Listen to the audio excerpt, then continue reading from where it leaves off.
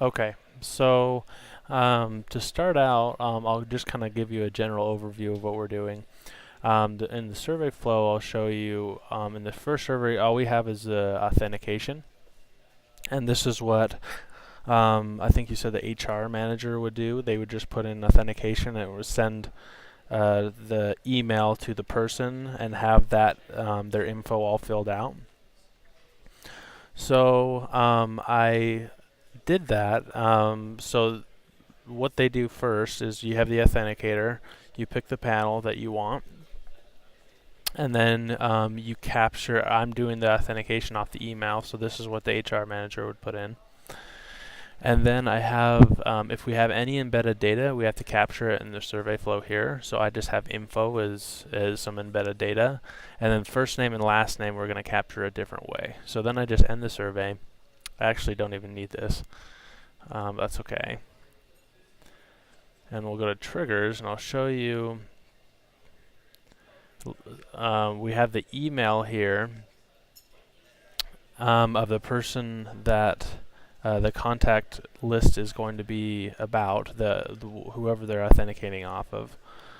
And the way we get that is we just go to panel field and then go to email, and then we take that and then we put it up here. Second, we have the link here to the survey, which stops right here, and then we have some additional information here on the end of it. Now, this is what's called a query string. So you can see since there's a question mark over here in the survey link, then whatever we put at the end, we have to put an ampersand sign at the very end of the link, this ampersand sign here. And then we can add additional information on the end, like say like the info that we were going to put on. Info as the embedded data, and then this equals the embedded data code for info. And the way we got this is we just went to embedded data, put in info, and then this came up, and that will give us the embedded data for info that's included in the contact list. And then for first name and last name, what we do here is we go down to panels field and then put in first name, and then we put in last name. You can see in between each one of these there's an ampersand. At the end of this code we do an ampersand again, and then first name equals. This first name is has to be identical to whatever we're going to put in the second survey, which I'll show you in a second. So it equals first name, and then last name equals last name. Okay. And that's going to send this information along in a query string to whatever this survey is here. Once you click on the link, it will send this info along. And we need to capture it in the second survey.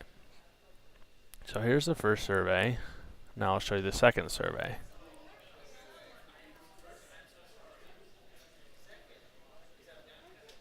So if we go into the survey flow, we can see that we capture first name, last name, and info. This has to be spelled exactly how it is in that contact list trigger that I showed you, and this is going to capture whatever the information we're passing along. And you can see I have down here first name, last name, and info, just to show that you can pipe in this information through that query string. So hopefully that makes sense. I'll show you how it works here. So if we just go to the authenticator survey, and then the manager here is going to put in the information. So just an email is all they need to put in here. And then that will trigger our survey.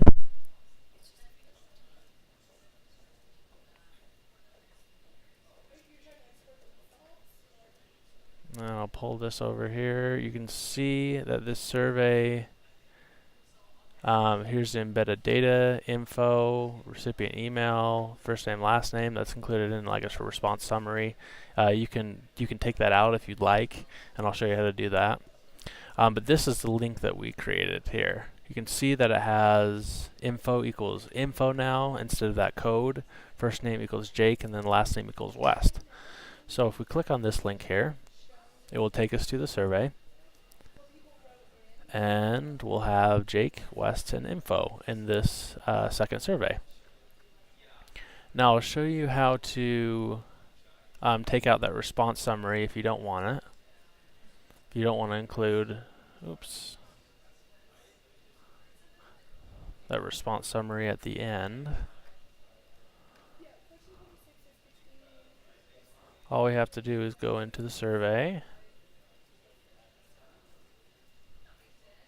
go to triggers, email triggers, and then we uncheck this include response report right here. So that should do it. That's a lot of information, so let me know if you have any troubles with it. Feel free to watch this as much as you want, and then ask me any questions you have. Thanks a lot.